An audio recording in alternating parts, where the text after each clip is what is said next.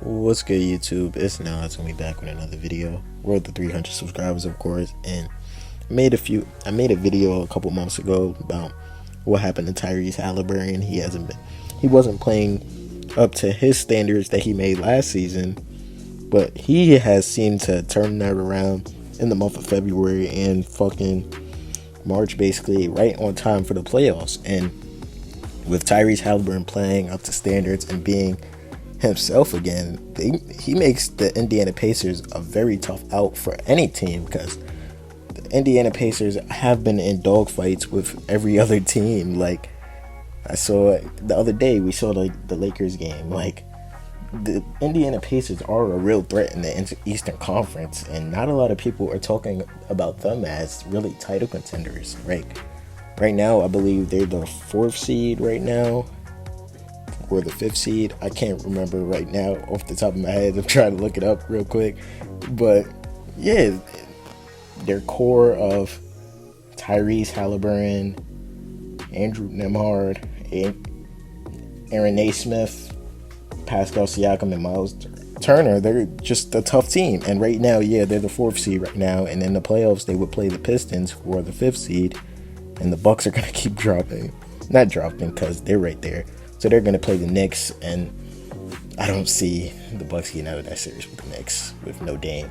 But the Pacers, they have been doing this for the last couple games now, or since really January, they're sneaking up on teams, and I don't know if a lot of y'all expected the Pacers to be this good. Like, we knew they were a playoff team last year and they made the conference finals, but it's like nobody is talking about them as a real contender at all, really, which surprises me a lot, which I don't know. But recently, we're just going to talk about Tyrese Haliburton's last couple games. And yeah, if you haven't been paying attention, like yesterday, or when I'm recording this, March 27th, he had 29 points and 6 assists. March 26th, he had 16 points and 18 assists. March 24th, he had 24 points and 11 assists. March 22nd, he had 16 points and 12 assists. March 15th, he had 24 points and 15 assists. And really, he's been getting these assists with very little turnover ratio. Like, the assist to turnover ratio is fucking crazy. Like, all of these games, like I'm saying, he's not had more than 3 assists, which show he's one of the best passers in the league, and he's setting up his teammates beautifully so they could get the buckets. Yes, he's not like a point guard that really a person like me would enjoy, because he's really too passive for me. Like, doesn't seem like he wants it in the big moments, but when it's time for the big moments, he has been hitting a couple clutch shots, like the fadeaway 3 on the Bucks. I didn't talk about that. That was like 3 weeks ago, which was a really tough shot in the corner, and he got the 4-point play, and then he ended up having 25. So this really turnaround has really reshaped the Pacers into this formidable team in the Eastern Conference, which could sneak up on a lot of teams that don't expect them, which is crazy to say. Like, I don't know. I just don't know. Like, we all know that NBA media is at an all-time low. Like, they're terrible, and the world is starting to realize that NBA media is the worst media in the sport. So I understand why the Indiana Pacers being this good as a whole collective isn't really talked about, but it just doesn't make sense how a 4th seed in the Eastern Conference, who is consistently playing above their level and playing really good basketball, are not talked about. Like, it doesn't add up for me, I would say. Like, what do they have to do? Like, they are 43 and 30 right now. There's not much more they could do to get better. And with Tyrese Haliburton, yes, he was marketable last year, but he's not really talked about. It's not really talked about what he's doing now, because I get early in the season he was shitty. Like, he was fucking up my parlays. I don't know if y'all bet, but I bet sometimes.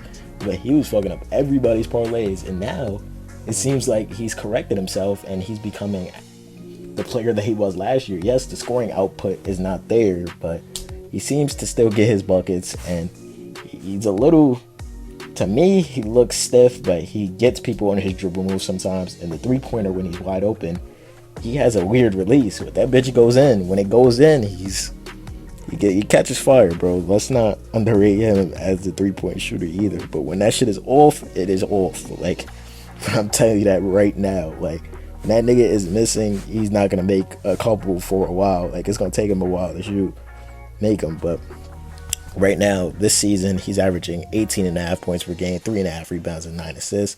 A down season from the last 2 seasons in Indiana, but again, he was playing terrible at the start of the year. So that's really why his stats look like they look the way they look now. Like, because I don't look up his stats in the beginning of the year. Like, they were bad, bro. They were hideous. I'm gonna keep it a buck.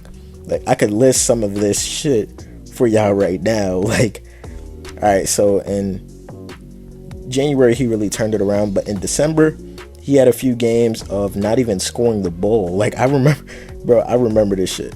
He had one game, the second game of the season, he had 0 points. A couple games in November, he had 6 points, 9 points, 4 points, 8 points, 9 points, 4 points, 2 points. It was just a consistent thing where he had 0 points in a game in February actually, which is crazy. But it just showed how he wasn't taking any shots. He wasn't taking the shots which you're expected to take as the star player or as the best player on a playoff team and a potential championship team. So he wasn't really getting, let's not even say that getting the respect, because he was not deserving of the respect at that moment, and they just consensually put him in the top 5 point guard category when he was playing bad this season. Yes, Haliburton is a top 10 point guard and he's proving it now, but I wouldn't go as far as putting him top 5. Like, I just wouldn't do that, in my opinion. Like, y'all could put Haliburton how far y'all want to put him. At the end of the day, this is my opinion on Tyrese Haliburton, and right now, in my opinion, he's making a case for All-NBA third team right now, because the way he's playing right now, it might overshadow the way he was playing in the beginning of the season. Like, a person like me who does the research on this shit, people are gonna overlook what he's doing now, or what he did before, to what he's doing now, because we obviously see the Indiana Pacers beating all these marketable teams that the NBA media is trying to portray. So the Pacers keep beating teams like this, and they make another playoff run. It's only going to bring more hype and more excitement to Tyrese Haliburton's name, and hopefully he can live up to that expectations, which he's doing now, but he couldn't do earlier in the season. But if that makes sense, I'm just going on. It's just like talking into a mic. But let me know how y'all feel about Tyrese Haliburton now, and how do y'all feel about his improvement throughout the season. Subscribe. I hope you enjoyed. What's good, y'all? If y'all made it to the end of the video and y'all enjoyed it, subscribe, because posting daily, and there's a video right there on the right or on the left if you haven't watched it already.